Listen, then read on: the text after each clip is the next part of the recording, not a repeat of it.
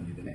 ನಾನು ನೈಋತ್ಯ ಪದವೀಧರ ಕ್ಷೇತ್ರದಲ್ಲಿ ಪಕ್ಷೇತರ ಅಭ್ಯರ್ಥಿಯಾಗಿ ಸ್ಪರ್ಧೆ ಮಾಡಿ ಕಾರ್ಯಕರ್ತರ ಒಂದು ಪ್ರತಿನಿಧಿಯಾಗಿ ಬಿಜೆಪಿಯ ಕಾರ್ಯಕರ್ತರ ಪ್ರತಿನಿಧಿಯಾಗಿ ನಾನು ಸ್ಪರ್ಧೆ ಮಾಡಬೇಕು ಅಂತ ಹೇಳುವಂತ ನಿರ್ಣಯವನ್ನ ಮಾಡಿದ್ದೇನೆ. ಯಾಕೆ ಮಾಡಿದ್ದೇನೆ ನಿಮಗೆಲ್ಲ ಅನಿಸಿರ್ಬೋದು.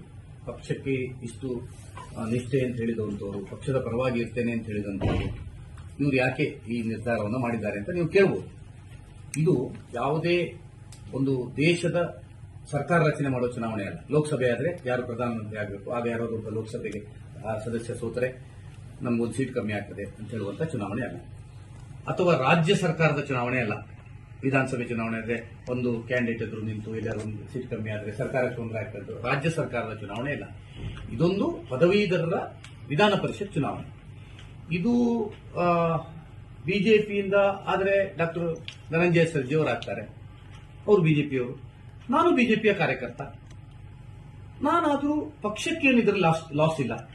ಅಥವಾ ಪಕ್ಷದ ಸರ್ಕಾರ ರಚನೆಗಳಿಗೆ ಈಗ ಒಂದು ಧನಂಜಯ ಸರ್ಜಿ ಅವರು ಬಿಜೆಪಿಯದ್ದೇ ವಿಧಾನ ಪರಿಷತ್ ಸದಸ್ಯರಾಗಿ ಆದರೆ ಸರ್ಕಾರಕ್ಕಲ್ಲಿ ಏನು ರಚನೆಗೇನು ವ್ಯತ್ಯಾಸ ಬರುವಂತಹದ್ದಿಲ್ಲ. ಹಾಗಾಗಿ ಕಾರ್ಯಕರ್ತರಿಗೆ ತುಂಬಾ ನೋವಿದೆ. ನನಗೆ ಶಿವಮೊಗ್ಗ, ಭದ್ರಾವತಿ, ಚಿಕ್ಕಮಗಳೂರು, ಮಂಗಳೂರು, ಉಡುಪಿ ಎಲ್ಲ ಭಾಗದಿಂದ ನನಗೆ ತುಂಬಾ ಒತ್ತಡಗಳು, ಕಾರ್ಯಕರ್ತರು ಮತ್ತು ನೋಂದಾಯಿತರು ನೀವು ನಿಲ್ಲಬೇಕು ಅಂತ ಹೇಳುವಂತಹದ್ದು ಒತ್ತಾಯವನ್ನು ಮಾಡ್ತಾ ಇದ್ರು.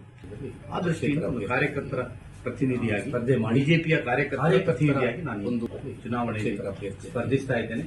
ಸ್ಪರ್ಧೆ ಚುನಾವಣೆಯಲ್ಲಿ ಗೆದ್ದ ನಂತರ ನಾನು ಒಂದು ಬಿಜೆಪಿಗೆ ಹೋಗಬೇಕಾಗಿ ಈ ಚುನಾವಣೆಯಲ್ಲಿ ಕಾರ್ಯಕರ್ತರ ಮತ್ತು ಬಿಜೆಪಿಗೆ ಹೋಗುವ ಕ್ಷೇತ್ರ ಅಭ್ಯರ್ಥಿಯಾಗಿ ನಾನು ಬಿಜೆಪಿಯ ಒಬ್ಬ ಸ್ಪರ್ಧೆ ಮಾಡಿ